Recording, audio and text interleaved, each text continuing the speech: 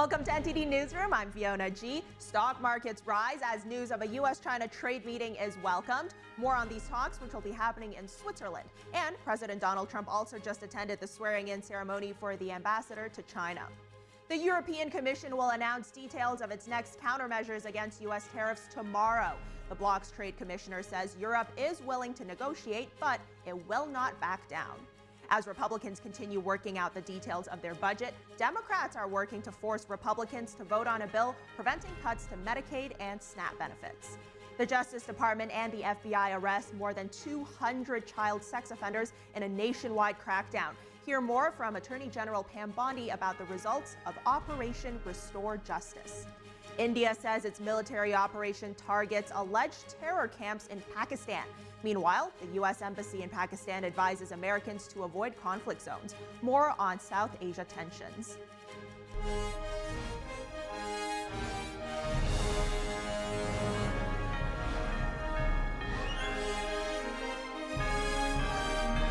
This is NTD Newsroom, live from our global headquarters in New York City. President Donald Trump just attended the swearing-in ceremony for the ambassador to the People's Republic of China. Let's take a look at that.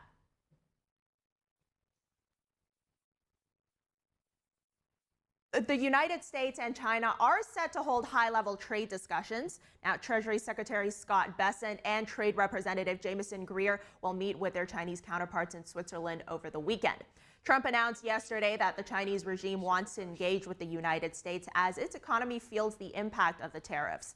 The president says the communist nation is suffering greatly because it's not doing trade with the United States. Currently, U.S. tariffs on Chinese imports stand at 145%, while China has imposed 125% tariffs on American goods. News of the planned Geneva meeting sent U.S. stock market futures higher. Markets in China and Hong Kong followed suit during Asian trading today. The European Commission will announce details of its next countermeasures against U.S. tariffs tomorrow, should negotiations with Washington fail. European Trade Commissioner Marko Sefcovic provided the update at a news conference in Singapore. The new measures would represent the European Union's response to U.S. import tariffs on cars and so-called reciprocal tariffs on most other goods. Now, in April, the EU approved 25% tariffs on American imports amounting to $23 billion. The bloc has suspended the duties until July after President Donald Trump announced a 90-day pause of reciprocal tariffs. Sefcovic was speaking after the bloc signed a digital trade agreement with Singapore. The commissioner said today, quote, "I would like to make it very clear that negotiations clearly come first, but not at any cost." Over on Capitol Hill, Democrats are ramping up pressure on Republicans who have vowed not to cut Medicaid and SNAP, which was formerly known as the food stamp program. Here's NTD's Melina Wisecup. Democrats aim to force Republicans to go on the record on whether or not they support cuts to social safety net programs like Medicaid and food stamps. Their goal is to force Republicans to vote on a Democrat bill preventing all cuts to Medicaid or SNAP benefits. Now, how this works is that in Congress, if you're in the minority, it is almost impossible to get control over floor time. So Democrats are working on this through a discharge petition. This would require 218 signatures to force the Democrat bill onto the floor. That means a handful of Republican lawmakers would need to come on board if all Democrats are behind it. So far, this discharge petition has close to 100 signatures in support, all of them Democrats. Democrat leader Hakeem Jeffries yesterday spoke about the initiative. The discharge petition is now live on the House floor. All we need are 4 Republicans to do the right thing, stand up for Medicaid and stand up for SNAP so they can stand up for the American people. And we can stop the devastating cuts that Republicans are proposing. Leader Jeffries also dismissed a similar effort that was unveiled earlier this week by a group of vulnerable House Republicans. They unveiled a point of order resolution meant to prevent their own leadership from cutting Medicaid and food stamp benefits from the most vulnerable people, such as pregnant women or people with disabilities. But the Democrat leader says that if those Republicans were serious about preventing cuts to those programs, they would take the quicker route of joining his discharge petition. Back to you in the studio. Police say 11 teenagers linked to the Tren de Aragua gang recently attacked 2 New York City cops in Times Square. 5 illegal immigrants from Venezuela have been arrested in connection with the alleged attack. Border Czar Tom Homan says ICE is coming for them and also warned that those who try to stop them from executing the law will face prosecution. This speaking on Fox News. Take a look. You want to put roadblocks up and not cooperate. You want to hide. You want to not open the door. Then the agent's going to start prosecuting you criminally. Then after you get out of jail from that prosecution, then we'll deport you. Game's over. We're going to look for these public safety threats, and we're going to take them off the streets in New York and every other sanctuary city. As a matter of fact, every sanctuary city, we're going to triple the workforce. We're going to flood the zone with officers. If we can't arrest them in the jail, we'll arrest them in the community. If we can't arrest them in the community, we'll arrest them at their work site. The suspects allegedly threw rocks, glass bottles, and other objects at police officers who were responding to a robbery. The youngest in the attack is 12 years old. Authorities accuse them of being members of a subset of the Venezuelan Tren de Aragua gang. Authorities say police noticed about 10 to 12 individuals surround 3 other people. They engaged the group and attempted to stop what looked like a Wolfpack-style robbery. The alleged gang members then turned on the police, attacking them. Mayor Eric Adams said yesterday the suspects will be brought to justice. A federal judge has rejected the Trump administration's attempt to block the return of a Venezuelan man. Now, he was deported to El Salvador despite a pending asylum claim. The man, identified as Christian, was removed under the Alien Enemies Act, which the administration invoked to target alleged gang members. However, District Judge Stephanie Gallagher ruled that his deportation violated a 2024 settlement protecting unaccompanied minors with active asylum cases. The Justice Department argued that Christian's alleged ties to the Tren de Aragua gang made him ineligible for asylum. But Gallagher ruled that due process must be followed. She ordered the government to facilitate Christian's return for his asylum hearing. Enforcement is delayed until May 8th to allow for an appeal.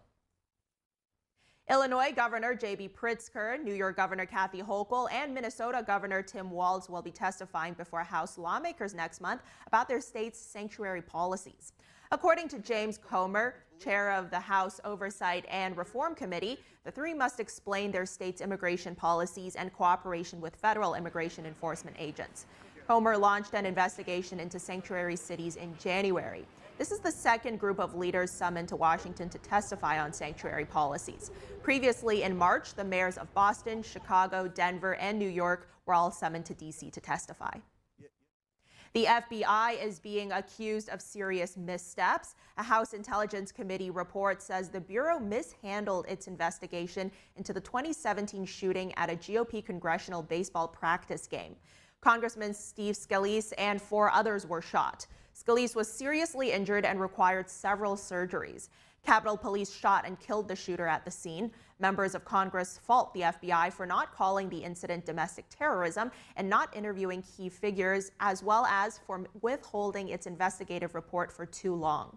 The committee also found that the FBI did not come up with a timeline of events surrounding the shooting and criticized the FBI's characterization of the shooter's motive as suicide by cop.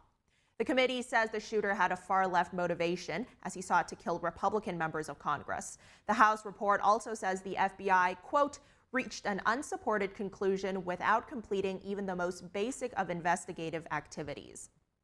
Now, the FBI has responded to NTD's request for comment, saying that the agency is grateful for its partners in Congress. The message said Director Kash Patel is committed to working quickly and transparently with Capitol Hill to ensure the American people receive the full truth that they deserve, adding that all requested documents have already been delivered.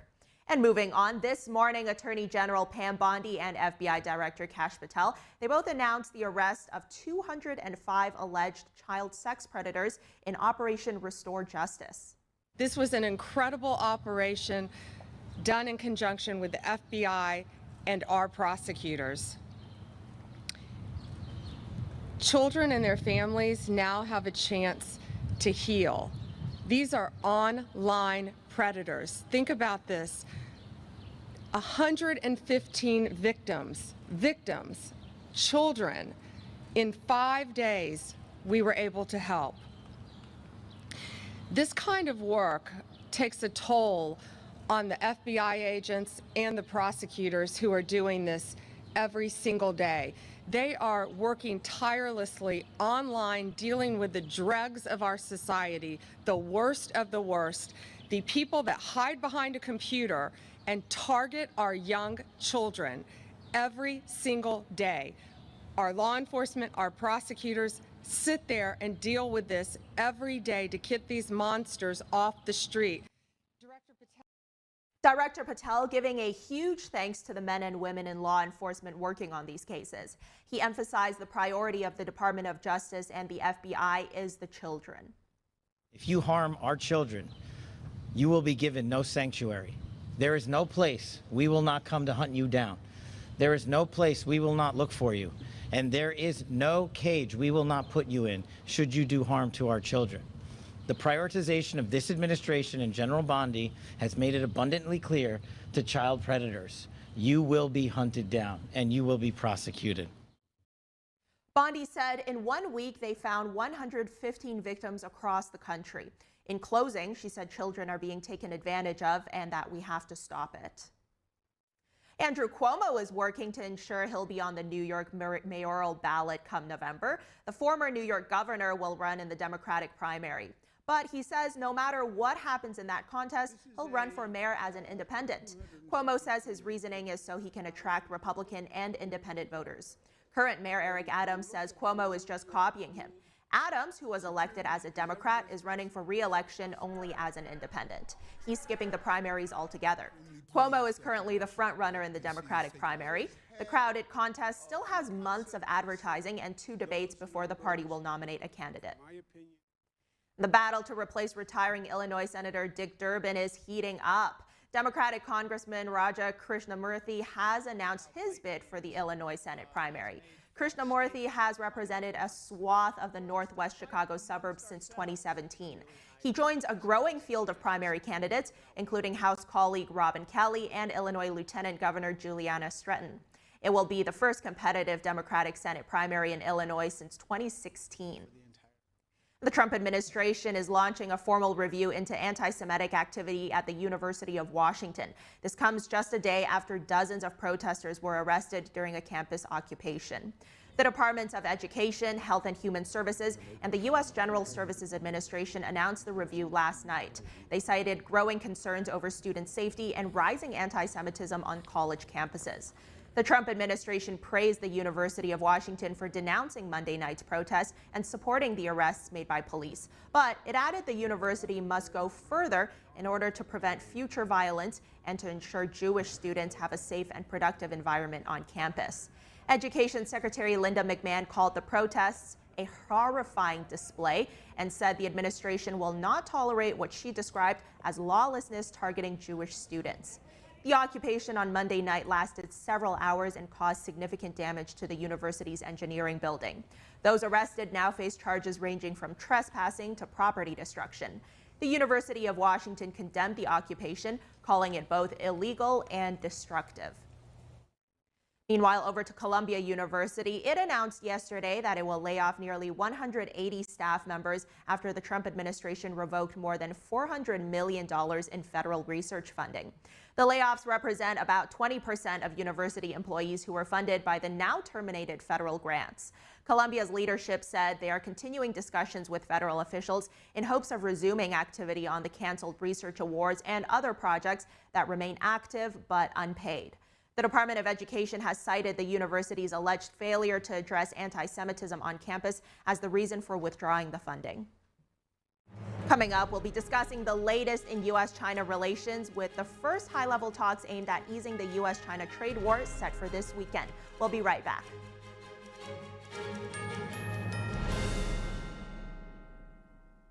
As we naturally age, many people are getting zero amount of this incredible and unique substance. That's when we start seeing an impact in our joints, skin, nails, and even our digestion. People ask me, Dr. X, what is the #1 supplement I should be taking? My answer is multi-collagen protein. People's reactions to me, people were like, what are you doing? What is going on? You look amazing. You have a glow about you. What makes Ancient Nutrition Multi-Collagen stand out from other brands? 10 types of collagen. It's grass-fed, pasture-raised with vitamin C and probiotics. It's proven to reduce joint discomfort rapidly, continuously, and persistently. It improves the appearance of crow's feet after 4 weeks and improves skin tone after 8 weeks. And it promotes hair thickness, growth, and a reduction in hair breakage. It has transformed everything from my hair. Like, my hair was starting to kind of just, come out, and I don't have that anymore. My skin feels amazing. Call the number on your screen and find out how to get a free bottle when you order, plus free shipping and our 30-day money-back guarantee. And as a bonus, we will include Dr. Josh Axe and Jordan Rubin's revolutionary book, Multi-Collagen Makeover, free with your order, plus free shipping and free returns. I have implicit trust in Dr. Axe because the plan worked. I am living proof of it. This is the collagen protein that is backed by clinical studies. It's what my family uses, it's what I use, and I know you're going to benefit in a big way as well. Love the results or get your money back. This special TV offer is not available in stores. Call the number on your screen or go online now.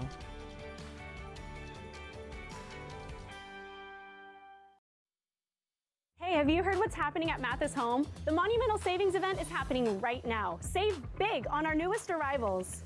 We have hundreds of sofas with styles you love at unbeatable prices. Like this one. At just $5.99, you can enjoy this contemporary sofa by Ashley, complete with 5 accent pillows. Just one of over 100 great sofas in stock and ready for you to enjoy tonight with fast and free delivery. So don't miss out on the Monumental Savings Event happening at your furniture superstore, Mathis Home. Life's daily battles are not meant to be fought alone. We're not powerless, so long as we don't lose sight of what's important. Don't be afraid to seize that moment to talk to your friends. Cloud, you okay? Because checking in on a friend can create a safe space. The first step on our new journey. You coming? Reach out to a friend about their mental health. Seize the awkward. It's totally worth it.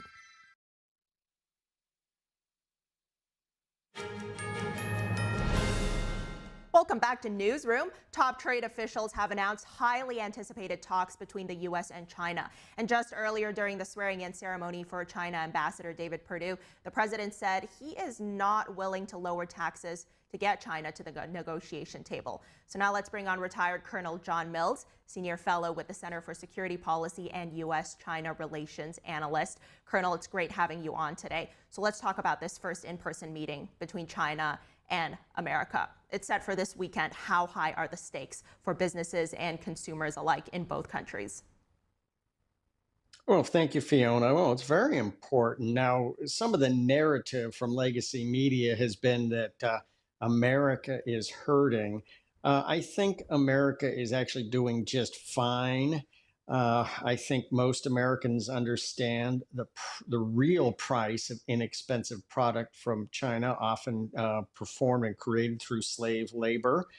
So the real country that has been harmed by these tariffs is no question about it, China.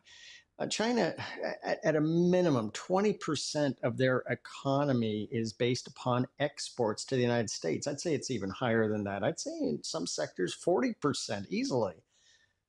China needs American exports far more than America needs inexpensive product from China. No question about it. And that's something I've heard Daniel Lacalle, who was on our show a couple days ago, repeat that point as well.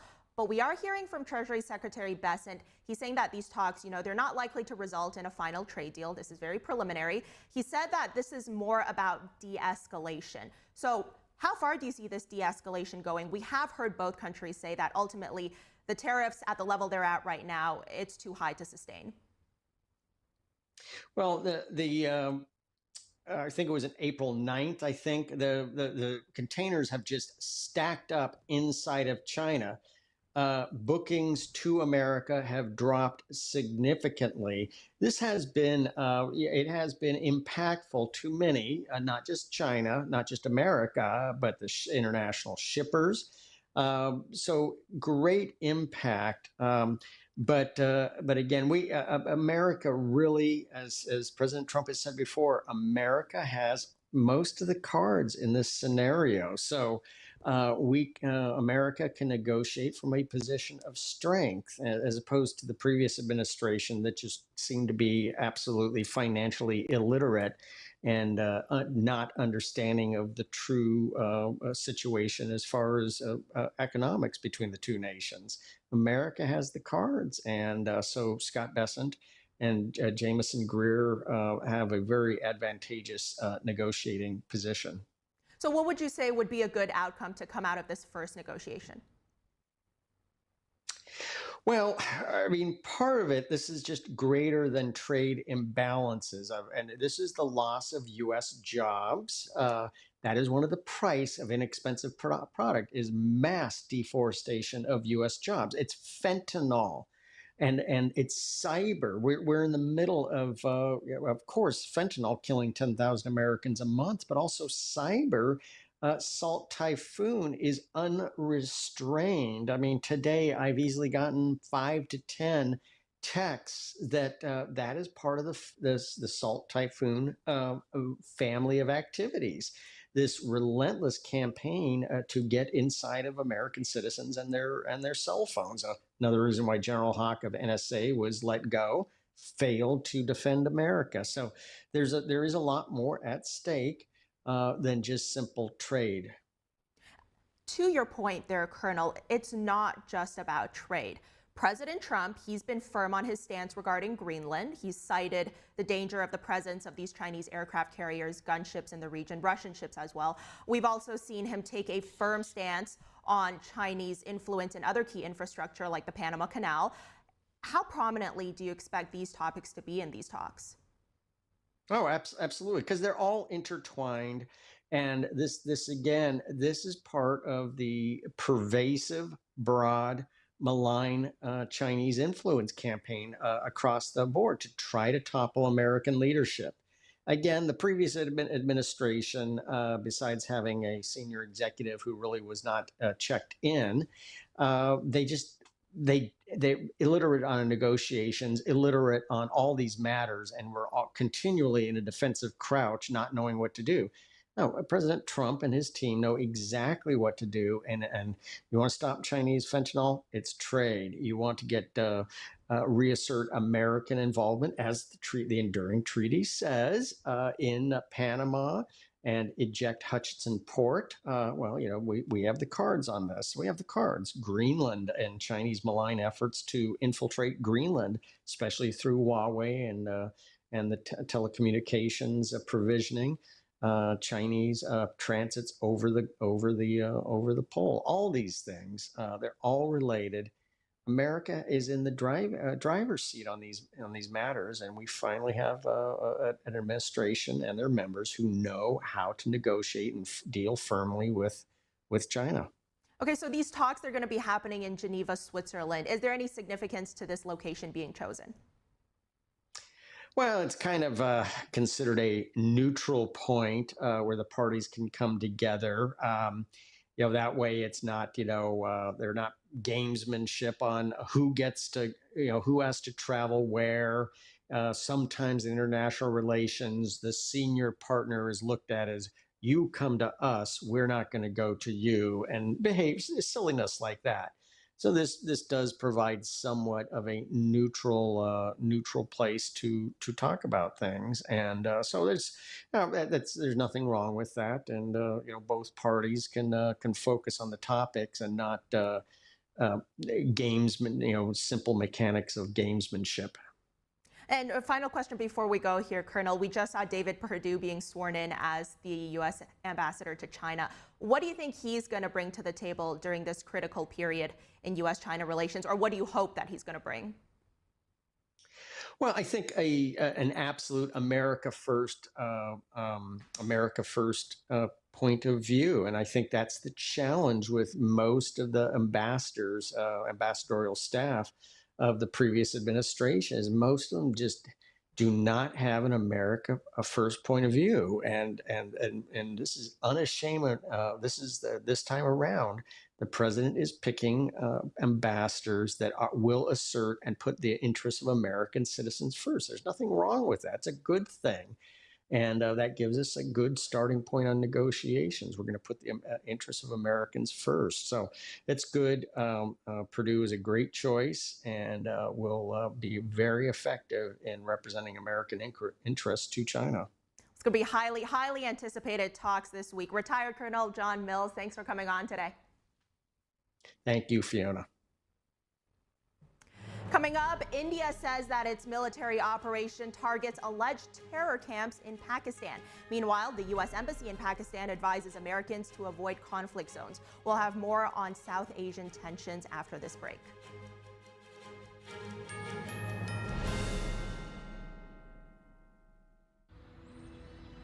During high school, I hung with the wrong crowd and I never graduated. I helped Santiago in many different ways, like all fathers do, because he always wanted to go to college. I felt a little embarrassed to come back to school, but eventually, once I came here, I knew that it's for a bigger goal. He was very dedicated, hardworking. He connected with his teachers, he connected with other students. That was one of the key reasons why he was able to keep forging ahead. It was amazing to see him graduate. This was one thing that meant so much to him, and of course, it meant so much to us too. With the help of my father and having my son, that was all the motivation that I needed. That support is everything. Find free adult education classes near you at finishyourdiploma.org. In 4 days. There was an old woman who lived in a shoe. She had so many children. She didn't know what to do.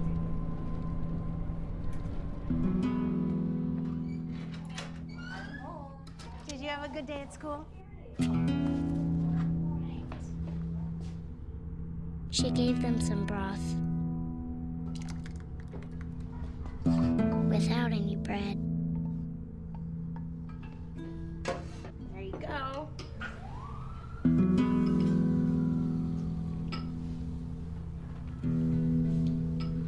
And kiss them all soundly. Night night. Good night. And put them to bed. Hunger is a story we can end. End it at feedingamerica.org. Where did the time go? Somehow I lost all those years. Where did the time go? I don't know how I got here. Or how did I get here?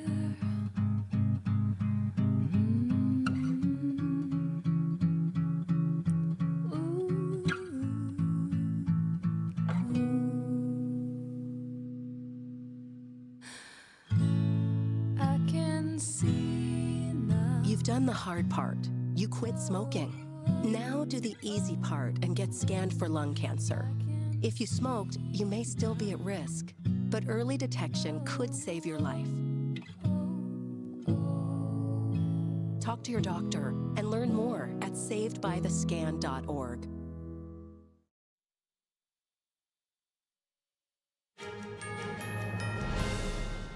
Thanks for staying with us. At least 31 people are dead after India fired missiles today into several areas of Pakistan-controlled territory. India says its attacks aimed to preempt and deter cross-border terror attacks. This is after a massacre of more than 24 civilians, mostly tourists, in Indian-controlled Kashmir last month. The Indian defense minister says no civilian population was affected by the strikes. To give a reply for the attack on its soil, India used its right to respond. Our action was done with due deliberations and precision, with the aim of breaking the morale of militants. This action was restricted to just their camps and infrastructure. Pakistan has dismissed India's allegations of harboring terrorist camps as unfounded. Meanwhile, a leader of a UN-designated terrorist group reported that 10 of his family members were killed in the strikes. The U.S. Embassy in Pakistan also issued a security alert, urging American citizens to avoid conflict zones or shelter in place.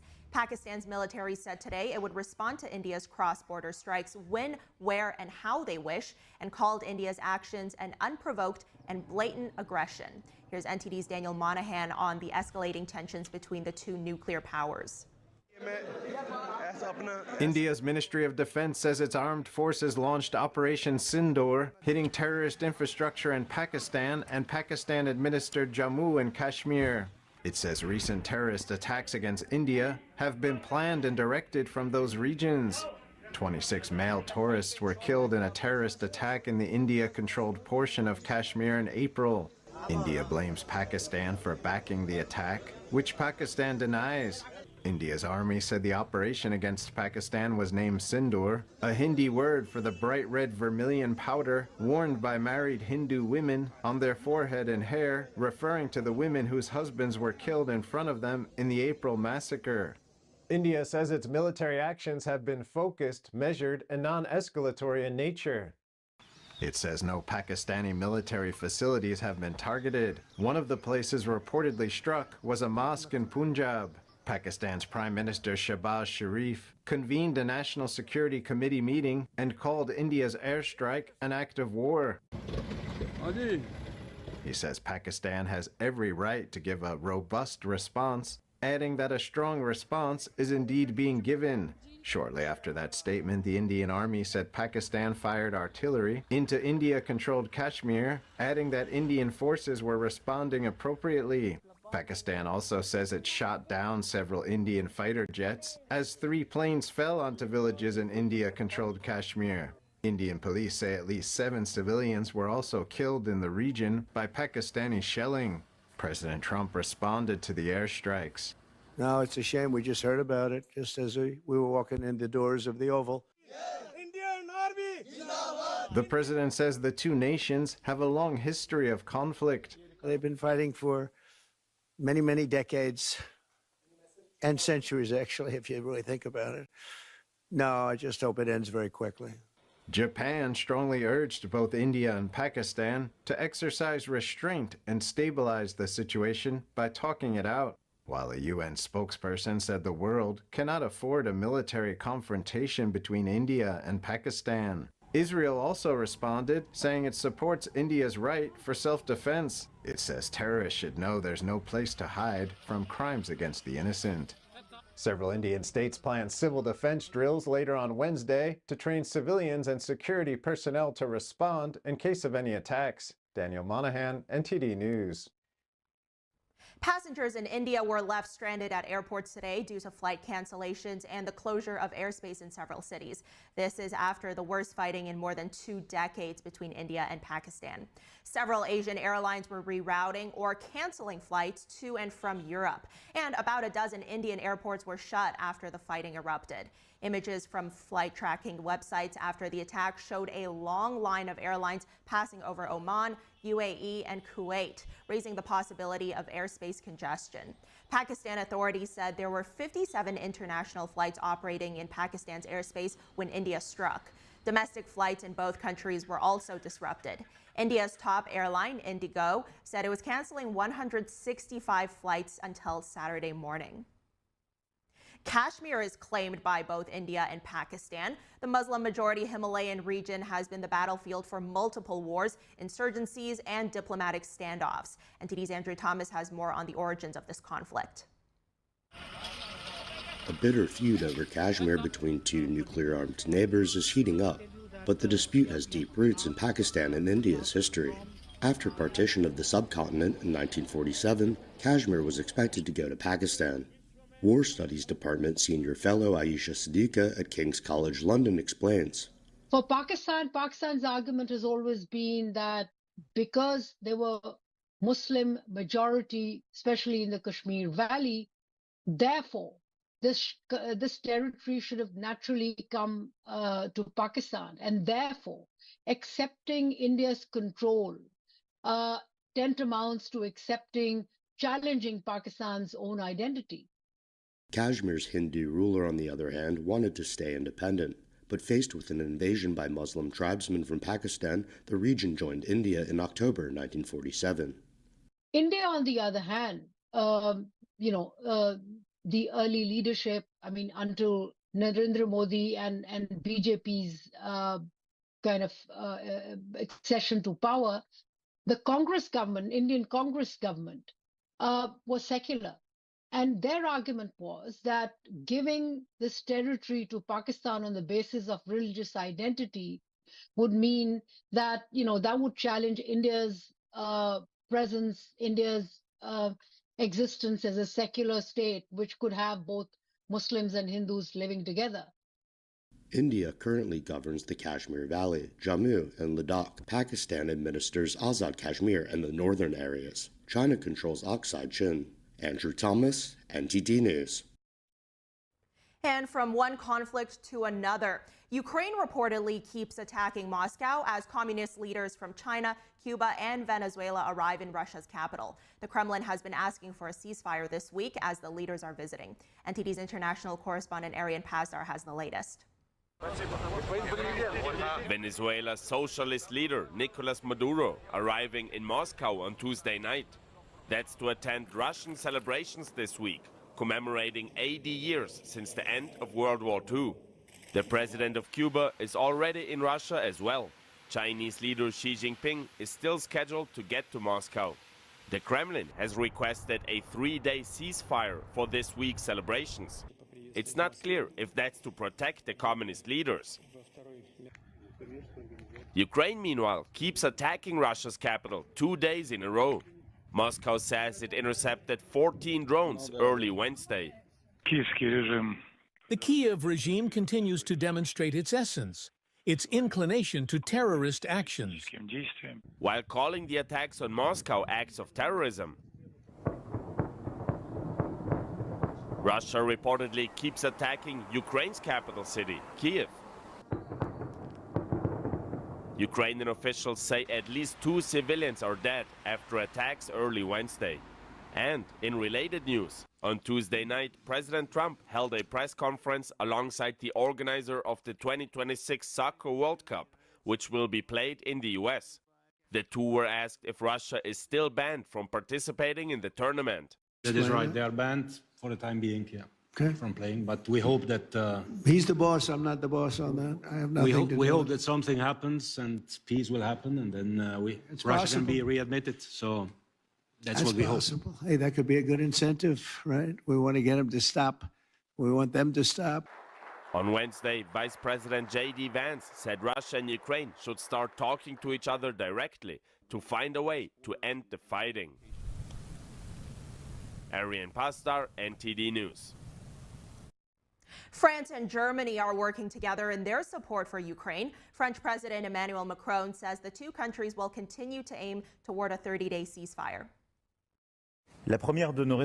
Our first responsibility is in fact security in Europe. And this requires, above all, our resolute support for Ukraine in the face of Russian aggression. We will continue to work with our partners, with the Americans, and with all willing nations to achieve a ceasefire. Macron spoke alongside Germany's new Chancellor Friedrich Merz. The new head of state says he's hopeful that a permanent truce can be agreed on soon, but he held back on making any commitments to Ukraine's security. According to Merz, Germany will give details on security guarantees only after there's an agreement for a ceasefire. He said without details for a truce, Germany cannot know what the reality on the ground will look like. And coming back here to the U.S., President Donald Trump just held a swearing-in ceremony for his new envoy to China as the two countries are set to begin formal talks amid trade tensions. Let's go now live to NTD's White House correspondent Iris Tao. Iris, tell us more about this new ambassador and expectations for him. Good afternoon to you as well, Fiona. So President Trump inside the Oval Office just now held a swearing-in ceremony for his new ambassador to China, a former Georgia Senator David Perdue. And Perdue is taking up this post as trade tensions escalate between the U.S. and China amid heightened tariffs from both sides when President Trump has imposed 145% tariffs on Beijing. Meanwhile, President Trump, while laying out his expectations for Purdue during his new term, says that Purdue will be seeking fairness for American workers in China. Watch.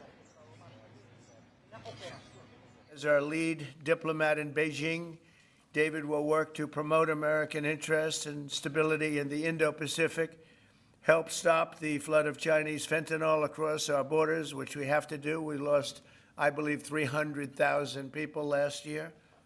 Seek fairness and reciprocity for the American worker, ensure the safety of our citizens overseas, and promote peace in the region and in the world.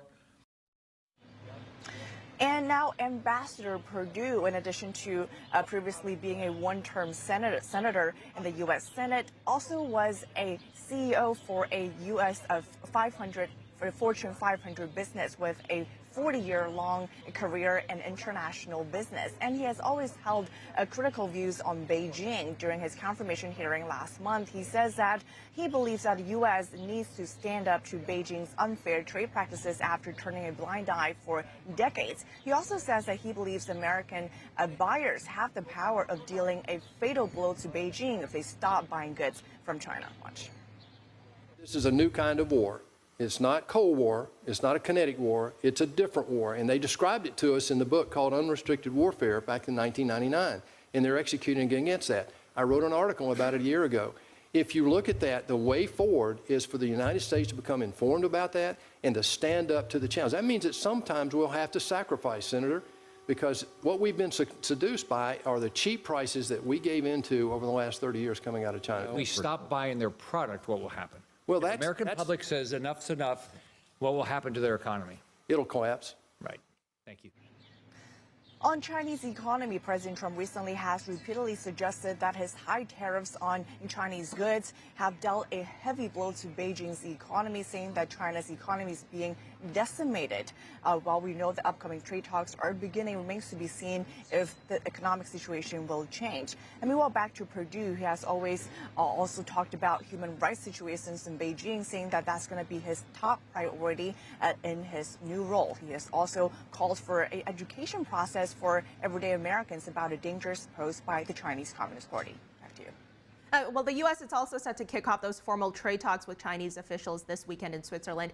Tell us more about that. What's the president expecting? Sure. So as announced just last night, U.S. Treasury Secretary Scott Bessent, as well as Trade Representative Jamieson Greer, will be meeting with Chinese economic officials in Switzerland this upcoming Saturday.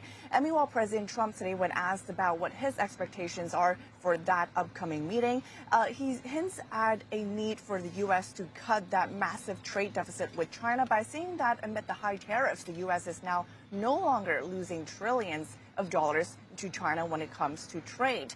And he also pushed back actually against a claim that it was the U.S. who tried to initiate this first set of trade talks. And he also asked that he's not going to lower tariffs in order for Beijing to come to the negotiation table. Watch.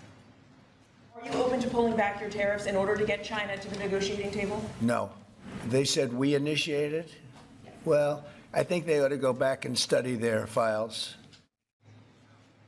And in other news, President Trump, at the beginning of the swearing ceremony, also announced that he's designating tomorrow as the victory day for the U.S. to celebrate its victory during World War II. He says that he saw how all the countries, including Russia, are all having a big day tomorrow. And he says that it's time finally for the U.S. to start taking credit for its achievements as well. Back to you. Iris, thank you. All right, coming up, real ID requirements are now in effect in order to board a flight for domestic travel. But are people actually aware of this new rule? Hear what some passengers are saying after this break.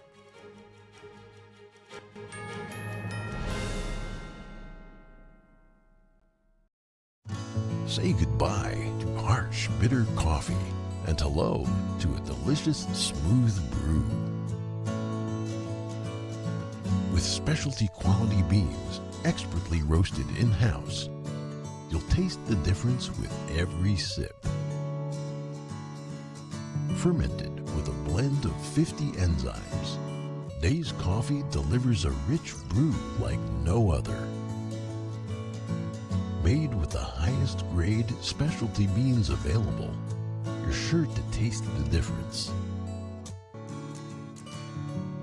Elevate your morning with Dave's enzyme fermented coffee.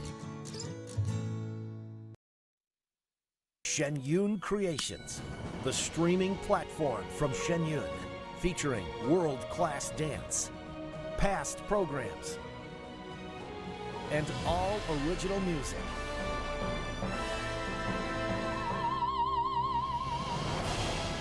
Masterclasses, behind the scenes, comedy, and more. Explore shenyuncreations.com. First time that I went to see him, a lot of stuff came into my mind because I wasn't prepared at all. I know the first 3 months of his life were really important, and I wanted to be there all the time for him. First time he was like, "Daddy, Daddy." That was one of his first words.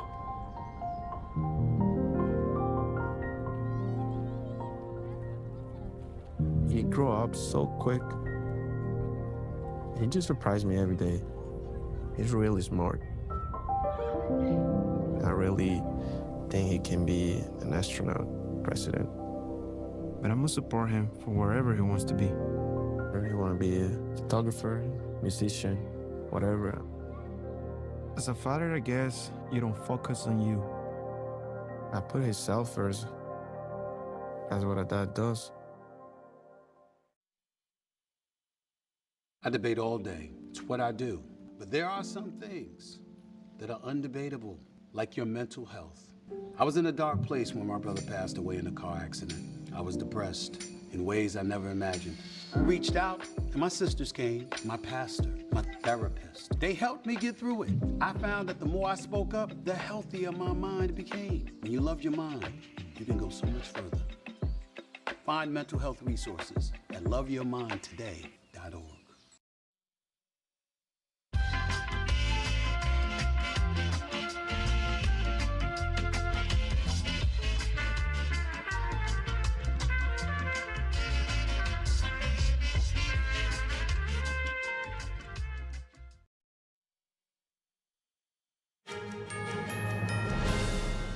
Welcome back. Co-chair of the Congressional Executive Commission on China, Representative Chris Smith, is now holding a press conference. He's with human rights organizations focused on combating human organ harvesting. They're calling for the passage of H.R. 1503, the Stop Forced Organ Harvesting Act of 2025. Let's take a look.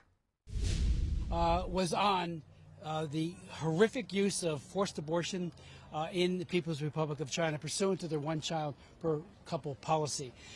Been working on human rights vis-a-vis China ever since, and have worked with these amazing people to my left and to my right, who have been truth bearers, who have stood up, often at great expense to themselves and their families, and they're here today to bear witness to an absolutely ugly truth being committed right now as we meet by Xi Jinping and the Chinese Communist Party. They are murdering tens of thousands of young people, Uyghurs, Falun Gong practitioners, and some others, in order to steal their organs.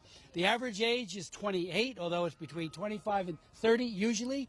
They call the healthiest young people, and then they sell their organs to the highest bidder.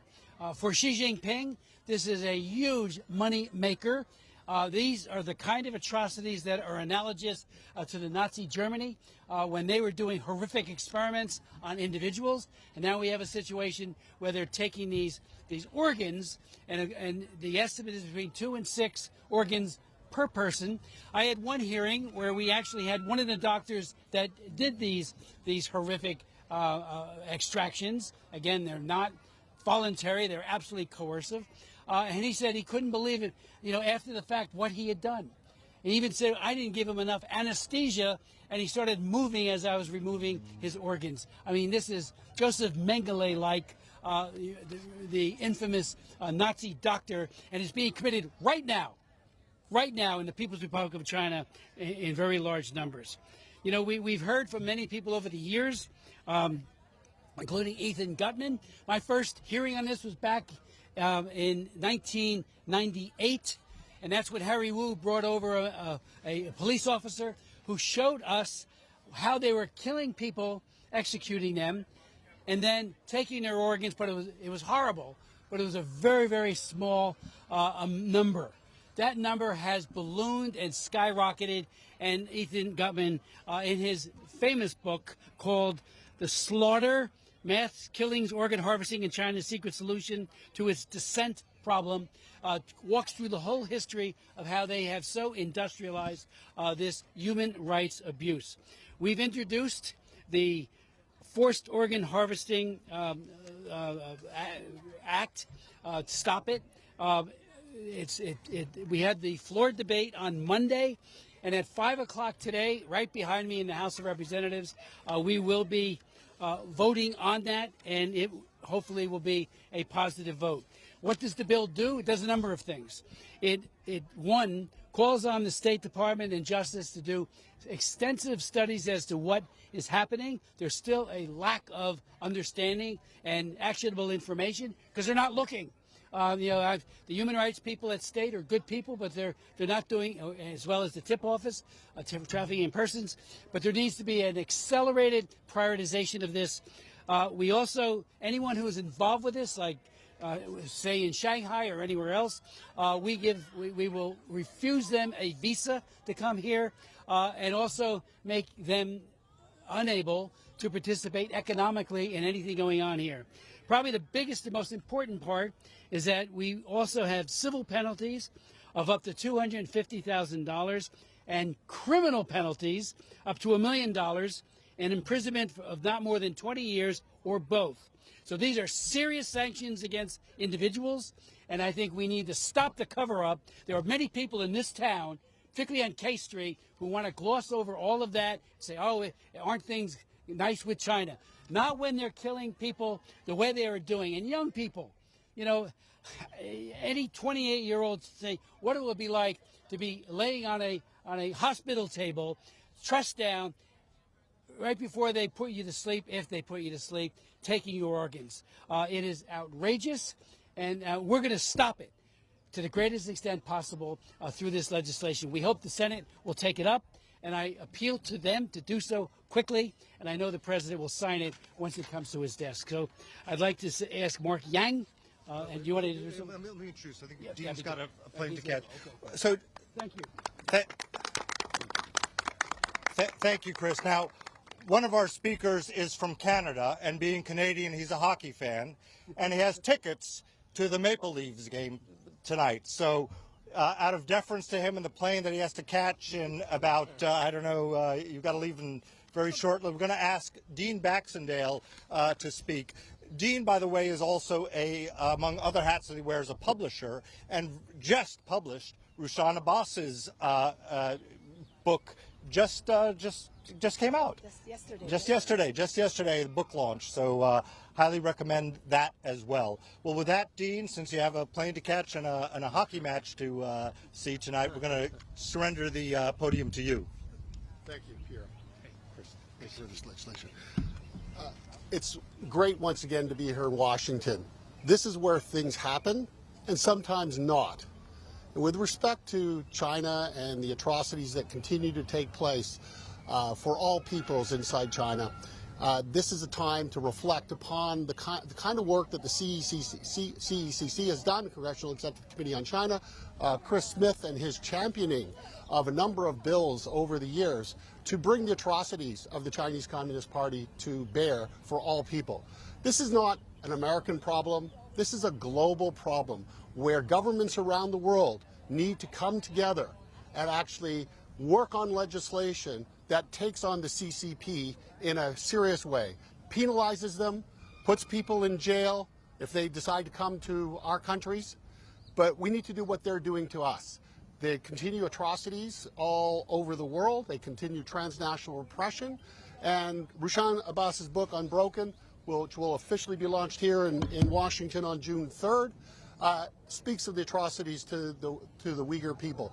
But this goes to the Falun Dafa. This is the Hong Kongers, and we have published a number of books on these subjects. David Kilgore first alerted me really to this. David Kilgore, Liberal MP in Ottawa, wrote a book called Bloody Harvest. And it was through David. He was on the board for the China Democracy Fund. And David really gave me the deep dive on this particular, what I call a genocide as well. So we need to stand together as Americans, as Canadians, as global citizens to combat the scourge that is the Chinese Communist Party. It is the world's largest transnational organized crime group, as I have published in a number of different books, and we need to continue to expose them. Hopefully they reform, and we allow the people in China to be free. So thanks again for being here, and look forward to the next speakers. Thank you. Thanks. You want to show the book there? Yeah, there you go. Got it. Good. All right, thank you. Well, why don't we segue to Rushan Abbas, since we just heard her name mentioned, and then after that, Mark, we'll go to you. Thank you.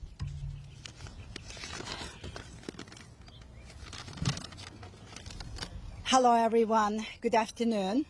We are here today to confront a horror that is hard to even imagine, but the data makes it undeniable. The Chinese Communist Party is cashing in on the full-fledged active genocide of the Uyghurs and the Falun Gong practitioners and the millions more profiting from an economy built on human suffering. The world cannot afford to look away. It's not enough that the Chinese government surveils Uyghurs' every move, stealing all Uyghur data. It's not enough that they invade our homes and violate Uyghur women in the most private and the sacred places. It's not enough that over 1 million Uyghur children are taken from their families and placed in state-run orphanages. It's not enough that Uyghur women are forcibly sterilized, erasing future generations. It's not enough that Uyghurs are enslaved in forced labor camps to make profit for global corporations. They are also harvesting our people's organs, harvesting Uyghur Muslims' organs and calling it halal organs. The body of the Uyghurs is exploited in every way imaginable. The year that Uyghur genocide began, China's liver transplant rose 90%, and the kidney transplant increased by 200%. That is not a coincidence. That is the policy for forced organ harvesting by the Chinese regime. The Aksu Infection Hospital in East Turkestan, in my homeland, just 20 minutes from the airport, which has the dedicated organ transport channel, special line dedicated for people transferring the human organs. And who did they target? Young and the healthy Uyghurs who are 20 to 30 years old. The latest Xinjiang police files released by Victims of Communism Memorial Foundation showed thousands of leaked photos and mugshots of unjustly detained Uyghurs. Next to their mugshots, their blood types are listed, but only for the young Uyghurs aged from 16 to their late 20s. Not the elder ones, but only the young ones. Uyghurs are cataloged like inventory. Their biometric data enables the CCP to make organ matches in real time. The people disappear overnight, and their lungs, hearts, and the kidneys and the livers are sold to the highest bidder. Why? Because we are Muslims and we don't drink and we don't eat pork, and it's being commercialized as the halal organs. The Stop Forced Organ Harvesting Act, led by Congressman Chris Smith, is a needed step toward justice that has taken far too long. We appreciate Congressman Chris Smith's leadership on exposing those atrocities and advocating for the voiceless, millions of voiceless people. Uyghurs did not choose to live under a ruthless, inhumane dictatorship. It's up to us to hold the CCP accountable for their crimes and against humanity. The Stop Forced Organ Harvesting Act must be passed immediately, and we all need to do what we should. Otherwise, if we don't speak out today, then the only voice left will be one of regret. And we are all responsible for what happens next. Thank you. Thank you, Rushan. Such a powerful voice that you have. And you made that point that it's because of the healthy diet and the healthy approach that you have, Uyghurs are also targeted. We also see that with the Falun Gong too. It's because of the healthy lifestyles that there's a demand for such organs.